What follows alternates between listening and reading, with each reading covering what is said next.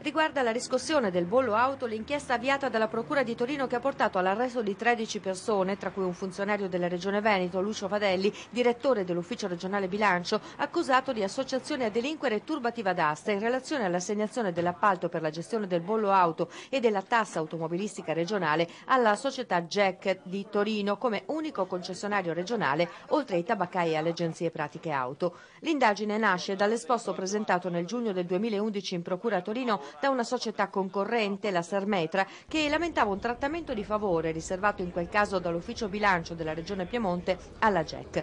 L'esazione di questi tributi deve essere infatti regolata con gara pubblica, mentre già dal 2004 erano stati affidati dalla Regione Piemonte in deroga. Intercettazioni telefoniche in fase di indagine hanno portato gli investigatori ad acquisire riscontri e ad allargare l'inchiesta anche ad altre regioni, Veneto, Campania e Molise. E a scoprire il ruolo del funzionario della Regione Piemonte Giovanni Tarizzo che, sfruttando le sue conoscenze, sarebbe riuscito a convincere anche la Regione Veneto a utilizzare la GEC per lo stesso servizio di riscossione del bollo auto, anche grazie a regali o assunzioni di parenti per convincere i funzionari a stilare un bando di gara truccato. Una situazione che nell'ordinanza del GIP viene definita gravemente patologica e nella quale i funzionari hanno sistematicamente favorito la GEC.